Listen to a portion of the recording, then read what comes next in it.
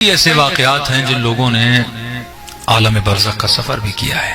ہاں اللہ بعض لوگوں کو دکھاتا بھی ہے تاکہ شاید وہ ہمیں آ کر بتائیں. اب یہ دو بھائی تھے، کہتے ہم مشہد الرضا گئے، مولانا رضا کی زیارت، یہ چلے گئے امام رضا کی زیارت کی. دو گاڑیاں تھیں، ایک میں دونوں بھائیوں کی فیملی، والدہ بھی ساتھ تھی اور والد کہہ رہے ہمارے فوت ہو چکے تھے. ہم گئے مولانا رضا کی زیارت کی اور واپسی کا سفر. کہہ رہے جب واپسی پہ آ رہے تھے تو دو بھائیوں کی گاڑی آگے تھی پیچھے، اور والدہ بہنیں وہ پیچھے گاڑی میں تھے. ایک موڑ آیا، کہتے ہیں اسپیڈ تھوڑی ہماری زیادہ تھی، سامنے سے ایک بس بھی آ رہی تھی یا ٹرک تھا، پتہ نہیں چلا کہ اتنی اسپیڈ میں تھے یہاں تک کہ گاڑی جا کے ٹرک سے ٹکرائی اور پوری آدھی گاڑی تقریباً پریس ہو گئی. اب یہ جوان کہتا ہے بس مجھے وہ منظر یاد ہے، ایکسیڈنٹ ہوا، اس کے بعد مجھے کچھ بھی یاد نہیں ہے، ابھی تک یقین نہیں ہے کہ میں مر چکا ہوں. ایسے جس آدمی سمجھتا میں خواب دیکھ رہا ہوں نا، سمجھ میں خواب دیکھ رہا ہوں، کیا ماجرا ہے، گاڑی ہوئی ہے، ایکسیڈنٹ ہوا ہے، جسم پڑا ہوا ہے، مار ہو رہی ہے، بھائی رو رہا ہے. کہتا کوئی سمجھ نہیں لگ رہی.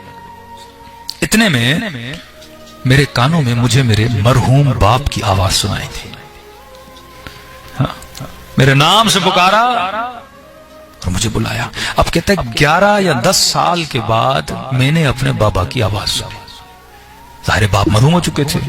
اولاد جو والدین سے محبت کرتی ہے اور آپ کو 10 سال کے بعد اپنے باپ کی آواز سنائی دے کتنی خوشی ہوتی ہے. کہتا میں پریشان ہوں، اس آواز نے مجھے کھینچا اور جب میں نے دیکھا تو میرے والد میرے سامنے کھڑے تھے. دوڑا دوڑا گیا، والد سے ملا اور میں نے کہا بابا آپ اور یہاں؟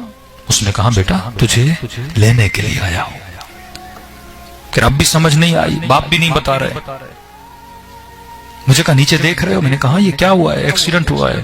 کہا تیرا ایکسیڈنٹ ہوا ہے؟ کہا میں یہاں کیا کر رہا ہوں؟ کہا بیٹا تو مر چکا ہے، اللہ نے اجازت دی ہے میں تجھے لینے آیا ہوں. کہہ رہا میرا جو والد تھا وہ خادم امام حسین. کہہ رہا شاید کیونکہ میرے والد کا مقام یہ تھا کہ اللہ نے اسے اجازت دی، وہ مجھے لینے آئے. تو مجھے کہا خوش نہیں ہو، باپ سے مل رہے ہو، چھوڑ دو دنیا کو، چلتے ہیں. تو میں نے کہا میں چلنے کے لیے تیار ہوں، 11 سال کے بعد میں نے آپ کو دیکھا، لیکن بابا ماں کا رونا مجھ سے برداشت نہیں.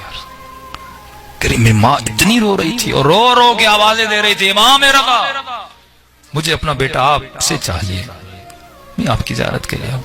پھر رو رو کے بولتی امام زمانہ مجھے اپنا بیٹا آپ سے چاہیے، میں آپ کے لیے آئی تھی. دوسری طرف کہہ رہا میرا بھائی جو تھا وہ گھٹنوں پہ انگلیوں پہ کھڑے ہو کے امام حسین کو صدائیں دے رہا تھا، مولا حسین ہمیں ہمارا بھائی چاہیے، جوان بھائی. کہتا ان سب کی مجھے پرواہ نہیں تھی. میں نے والد کو کہا ماں کا رونا مجھ سے، کیونکہ ماں اتنا چیخ چیخ کے رو رہی تھی، مجھے ایسے لگ رہا تھا مجھے کچھ ہو گیا، یہ کہیں میری ماں مر نہ جائے. میں نے کہا والد صاحب مجھے ماں کا رونا نہیں. تو اس نے کہا صبر کرو دیکھتے ہیں کیا ہوتا ہے، کیونکہ تیری ماں امام رضا کو پکار رہی ہے، دیکھتے ہیں شاید کوئی فرج ہو جائے.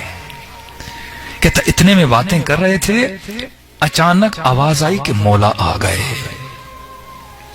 کہتا ہے سبز نور، امام نے براؤن کلر کا لباس پہنا ہوا اور میں نے دیکھا آ رہے ہیں. میں نے کہا بابا کون ہے؟ کہا پہچانا نہیں، امام رضا ہیں. کہتا میں ادب کے ساتھ کھڑا ہو گیا. جیسے امام رضا آئے انہوں نے میرے والد کو سلام کیا، والد نے جواب دیا، قدم بوسی کی. بات میرے والد سے کر رہے تھے، مجھے بس ایک نگاہ دیکھا اور کہا کہ اے خادم مسئلہ کیا ہے؟ انہوں نے میری طرف اشارہ کیا، مولا بیٹا مر چکا ہے. کہا پھر لے جاؤ اپنے ساتھ. کہا مولا یہ کہہ رہا ہے کہ مجھے اپنی ماں کا رونا دیکھا نہیں جاتا. کہا نہیں اس کا فیصلہ ہو چکا ہے. کہتا اتنے میں تھوڑی دیر انہوں نے بات کی، پھر آواز آئی کہ مولا آ گئے. اب جب دیکھا ایک نورانی وجود تھا جو قریب آ رہا تھا، دوڑے میرے والد ان کے استقبال کے لیے. اب مجھے پتا چلا یہ وجود کس کا ہے، یہ حجت خدا امام زمانہ کا وجود ہے. صلوات پر مولا کی شان.